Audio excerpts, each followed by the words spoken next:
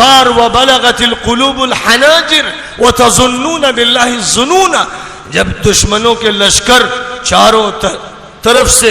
مسلط ہوئے اور مدینے کو گھیر لیا گیا تھا اور یہ لگ رہا تھا کہ اب اسلام کا دم واپسی ہے, اب اس کے لیے بقا مشکل ہے, اور کلیجے منہ کو آ رہے تھے اور آنکھیں پتھرا گئی تھی, اس وقت نبی یہ کہہ رہے تھے جبکہ پیٹ پر 2 پتھر بندھے ہوئے تھے, فاقے گزر رہے تھے, فرما رہے تھے عراق فتح ہوگا,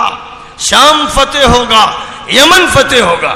یہ اس ایمان کا نتیجہ تھا جو اللہ پیغمبروں کو دیتا ہے اور پیغمبروں کی جوتیوں کے صدقے میں صحابہ کو دیتا ہے اور صحابہ کی کوششوں کا نظارہ کر کے تابعین کو دیتا ہے, اور یہ ایمان پھر نسلاً بعد نسلاً اللہ کے نیک بندوں میں منتقل ہوتا ہے اور ان کے ایمان کی چنگاریوں سے روشنی ہوتی ہے اور امت کو ہمیشہ انہی سے آگ ملتی ہے, انہی سے شعلہ ملتا ہے جس سے دوبارہ ایمان فروزہ ہوتا ہے. یہ سلسلہ ہے جو اللہ کی طرف سے قائم ہے. جو کچھ بھی ہے اللہ کے ہاتھ میں ہے, اللہ کے علاوہ کسی کے پاس کوئی طاقت نہیں ہے.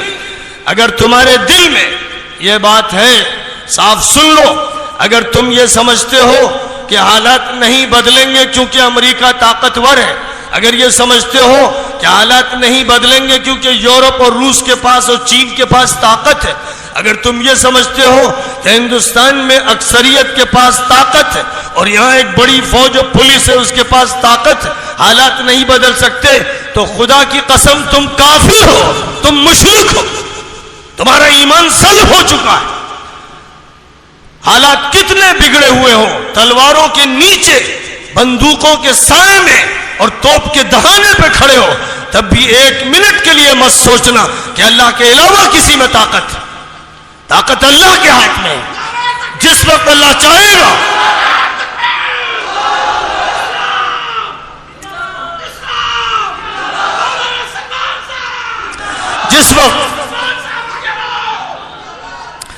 جس وقت اللہ چاہے گا, جیسا چاہے گا.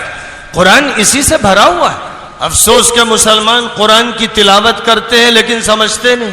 قرآن تراویح میں سنتے ہیں لیکن سمجھتے نہیں. قرآن کو انہوں نے صرف برکت کی کتاب سمجھ لیا, قرآن کو انہوں نے یوں سمجھا کہ یہ تعویذ کی کتاب ہے, گنڈوں کی کتاب ہے, جھاڑ پھونک کی کتاب ہے, یا صرف ثواب کے لیے اس کو پڑھا جاتا ہے. قرآن اتارا گیا تھا ہدایت کے لیے, قرآن دستور ہے, قرآن قانون ہے, قرآن ہدایت نامہ ہے, قرآن بشارت ہے, قرآن ایک روشنی ہے, قرآن کے ذریعے سے تسکین ملتی ہے, قرآن سکینت ہے, قرآن اللہ کا بھیجا ہوا نور ہے, قرآن ایک انقلابی طاقت رکھنے والی کتاب ہے, قرآن معجزہ ہے, ایک معجزہ ہے. جیسے معجزہ حضرت صالح کو دیا گیا اونٹنی کی شکل میں, اور حضرت موسیٰ کو دیا گیا لاٹھی کی شکل میں, ید بیضا کی شکل میں, اور جیسے معجزہ دیا گیا حضرت عیسیٰ کو اپنے پھونکنے کی طاقت کی شکل میں اور قم باذن اللہ کی شکل میں, ویسے ہی بلکہ اس سے زیادہ طاقتور, اس سے زیادہ مؤثر, اس سے زیادہ جامع, اس سے زیادہ ہمگیر, اس سے زیادہ تابندہ اور پائندہ, اور اس کے زیادہ ہمیشہ رہنے والا طاقتور معجزہ ہے وہ قرآن پاک. قرآن پاک کا معجزہ اس امت کو دیا گیا ہے, اور پیغمبر اپنے معجزے کے ساتھ رخصت ہو گئے. حضرت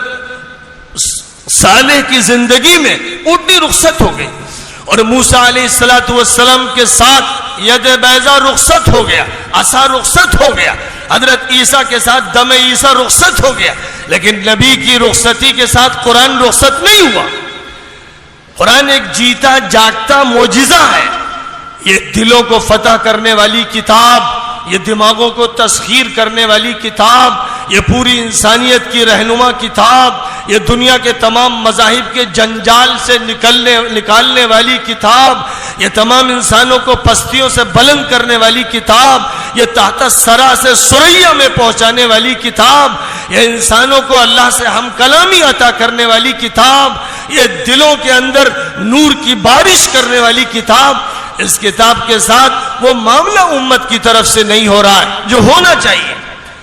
وقال الرسول يا رب ان قوم اتخذوا هذا القرآن مهجورا.